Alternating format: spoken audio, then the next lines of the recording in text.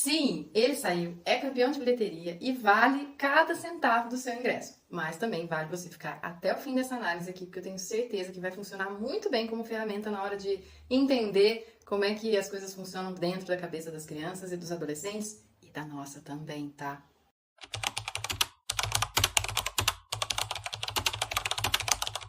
Tudo se passa dentro da cabeça da menininha, né? Que no primeiro filme tem 11 anos, tá ali com uma dedicatória mais ou menos assim, que nossos filhos nunca cresçam, enquanto que no segundo vai ser que a gente aceite nossos filhos do jeito que eles são. Agora, no segundo, ela já tem 13 anos, então aqueles conflitos familiares, aquela instabilidade sobre as mudanças que a família teve que fazer, parecem ter passado. Mas isso não quer dizer que internamente esteja tudo resolvido.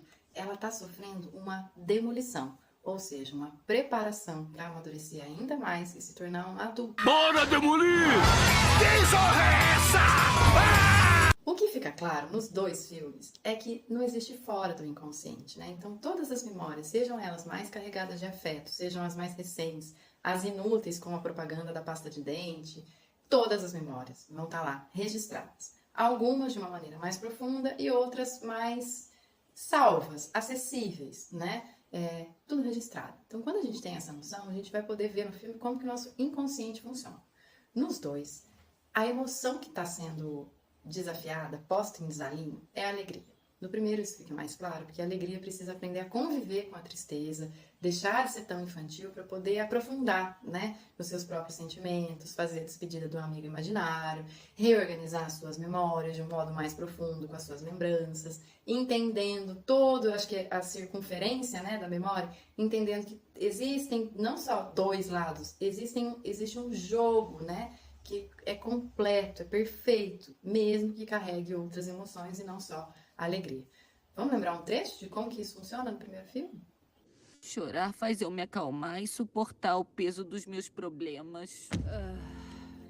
A tristeza, nos dois, tem esse papel de trazer a experiência para o real, de lembrar que nem tudo são flores, nem tudo é só colorido, que a gente não precisa ser motivado o tempo todo, né? Então, todo mundo tem problema. Se não sabe acolher e enxergar ele, vai acabar sendo surpreendido por uma irritabilidade na sequência.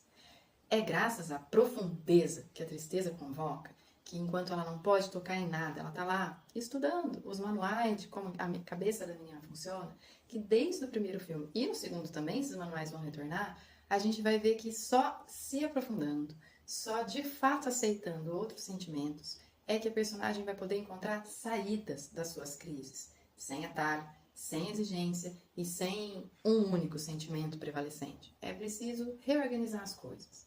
São os outros sentimentos que vão contribuindo, então, para que ela vá entendendo o que pode fazer, inclusive com os clássicos rompantes da adolescência, né? Onde culpa os pais pela raiva que ela está sentindo. Vamos lembrar desse trecho do 1? Se o pai e a mãe não inventassem de mudar, nada disso teria acontecido. Quem tá comigo? Ainda vai ter o medo, né? Que tá lá comandando o sonho, jurando que tá numa hora tranquila, quando começa a dar tudo errado, ele precisa acordar ela do pesadelo, porque é isso. O sonho é para fazer a gente dormir. Se algo inconsciente é revelado com uma força muito grande, a gente desperta do pesadelo. Amadurecer, de fato, é lidar com implosões sobre os nossos olhares infantis, né? Aliás, você reparou que a cabeça da mãe da menininha é comandada pela tristeza e a do pai pela raiva? Isso diz muito pra gente, né? Quando eu reforço que a tristeza é importante para aprofundar os sentimentos, o conhecimento de si, fica menos desesperador que a tristeza apareça, porque a tristeza, com a profundidade que ela carrega, ela consegue trazer uma mãe mais ponderada, que não é eufórica, que não fica perdida, desesperada na hora de atuar. Ela tá sempre calma. E também dá para entender esse pai, né, que como a raiva é quem comanda, ele tem que ser convocado no tranco para reagir com as orientações da mãe. A gente deixa passar. Como a gente já entendeu que esses sentimentos bases são importantes, é por aí, né, que o segundo filme vai começar então, 2 anos depois, com ela com 13 anos, e que já não tá mais uma crise em relação aos pais, mas ela tem que perceber o quanto que tudo aquilo que foi consolidado nas suas memórias bases, que se transformaram em convicções de si, podem ruir, se transformar, alterar de percurso para que ela ainda possa avançar no seu amadurecimento. A consequência das escolhas dela, as consistências das escolhas dela, vão fazer ela construir o seu senso de si. E daí a gente tem a imagem ali do senso de si dela, né? Tudo parece ir muito bem. Até que, bom, como eu disse antes, a alegria está dizendo no começo do filme 2 que, não preciso pensar nisso agora. Bem consequente, bem responsável, como alguém que quer preservar a irresponsabilidade da infância mesmo. Só que daí ela aperta o botão da puberdade. E a gente tem até um recado importante aqui que vale a pena não perder de vista. Desculpe o transtorno. A puberdade é uma bagunça. Novamente, vai ser a alegria, percebe? Quem precisa aprender alguma coisa? Aprender que tudo em excesso faz mal. Porque só a alegria é a negação da maturidade. E só a ansiedade é a negação do presente.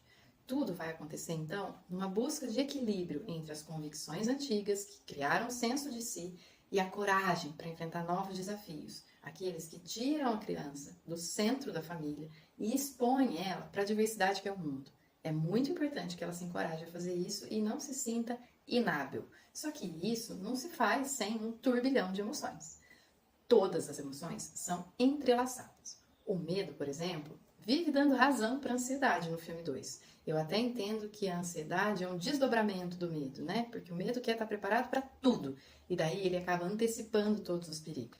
Quando a ansiedade chega, é um exagero dessa preparação, sem ainda uma consolidação, um lugar seguro para essa ansiedade, porque a ansiedade também pode se desdobrar em expectativa, em planejamento, não precisa ser só uma angústia, né? Enquanto essas coisas ainda não estão balanceadas, a gente vai ver que o medo tenta dar razão para a ansiedade e vai tirando o papel da alegria. Eles até brincam no filme, né? Bom, a ansiedade pode dominar até os 18 anos, ou talvez para sempre, a gente vê. Porque depende da ancoragem desse período, do suporte desse período, para o sujeito entender como que ele funciona, o que ele é capaz de suportar, como que ele vai lidar com esses novos desafios. Sem equilíbrio, a ansiedade permanece. A raiva se contrapõe ao tédio. Enquanto uma vai com força, a outra evita o contato, e a gente tem até um controle que parece um celular, né? O tédio, ele terceiriza o seu contato numa ideia de fingir indiferença, mas para se proteger também. A nojinho evita conhecer sabores novos, é cheia de frescura, mas ela tá ligada à inveja. E aí eu vou interpretar aqui a inveja como uma coisa boa, tá? Como se ela fosse uma ambição. Porque ela é toda pequenininha no filme e vai achando maravilhoso tudo que os outros fazem, que é melhor do que o dela. A gente precisa ter em vista que inveja e ambição, nesse caso, é um jeito de mirar no como é que é ser gente grande, como é que faz melhor isso que eu não aprendi ainda. E cuidado na hora de ficar reprovando as invejas, porque a gente precisa ambicionar coisas para poder amadurecer, senão a gente regride, recusa essas coisas que eu quero ser, que o outro já sabe ser. E a tristeza vai fazer uma aliança com a vergonha, né? Para poder se aprofundar novamente e encontrar saídas, contando que é o olhar para dentro de si, mesmo que seja por detrás dos livros, para se sentir mais protegido, que vai contar como que a gente está se formando, como a gente se conhece, como a gente faz as pazes com tudo aquilo que a gente é para seguir adiante. Ai, a gente tem tanta sorte de encontrar vocês aqui! Ai, que gente mais besta! A pergunta reveladora do filme é: como seremos nós de novo se o nosso novo eu não está pronto? É muito importante essa pergunta, porque é conforme ela evita sentir a perda das amigas que eram sua referência, que ela passa a ficar meio destrambelhada em busca das novas amizades, de uma vida nova para si, tentando se identificar com as novas amigas, formando novas referências. Mas isso entra em desequilíbrio, porque é como se ela fosse mergulhar no vazio, né? Não dá para pular de fase. A gente sempre vai ter que passar pelas fases, inclusive naquelas que incluem despedidas, luto, tristeza, inveja, etc. No meio do que foi esquecido pelos planos da alegria para ficar só com o bom, a alegria também apagou a habilidade de se frustrar, né? Que é tão importante para poder amadurecer. E a Riley vai precisar resgatar, então, os seus recursos mais infantis, primários mesmo, para voltar a ter senso de si, alguma coisa que assegure ela nesse rito de passagem. E mesmo que a crise de ansiedade tenha recebido críticas aí de não ter aparecido da forma correta, poder ter sido equivocada, é importante a gente ter em vista que a ansiedade nesse filme, ela serve para mostrar pra gente o quanto que existe um sofrimento de não saber qual é o próximo passo, que fica exacerbado, quando na verdade a atitude pode ser muito menor. Então, enquanto estava tendo toda aquela crise de ansiedade, qual foi a grande ideia? Se identificar com as amigas novas, fazer uma mecha no cabelo. Então teve um grande assombro, mas na verdade precisava fazer um equilíbrio entre todas as emoções, que aquela consciência de si precisava agregar e equilibrar novos afetos. Quando isso fica definido sem excluir nenhum sentimento, pode então rolar novas identificações e o processo de amadurecimento da Riley, né? Então, a gente vai entendendo em que fase que ela está a partir desses pequenos conflitos novos. O perigo de evitar lidar com a diversidade de sentimentos é dito no filme de um modo muito claro. Memórias ruins levam a convicções equivocadas. Essa inaptidão de lidar com tristeza, colocar a inveja como um sentimento reprovável, vergonha, tédio como inútil. Quando a gente coloca esses sentimentos de lado, a gente vai negando o sujeito a possibilidade de lidar com todos os afetos que ele tem, né? Então a gente vai aí colar numa cobrança, num excesso, numa insegurança. E daí, sem a gente poder questionar, a gente não vai poder parar pra pensar, né? Ai, nossa, eu já sou perfeita, sou linda, maravilhosa, não preciso melhorar em nada. Será que a gente já tá tão pronto assim? É infantil esse pensamento, né? É complexo. Isso. Que a gente nem chegou a falar dos... É complexo, né? Isso, porque a gente nem chegou a falar do cofre dos sentimentos, daquele monte de coisa boa que a gente julga de forma exagerada e daí eles se tornam sentimentos reprimidos. A gente nega o fluxo da consciência, que como o filme vai mostrar, é simplesmente um rio. Flui. Não adianta você ficar tentando travar seus afetos. Aceita, aprende a lidar com eles, né? Bom, vamos recapitular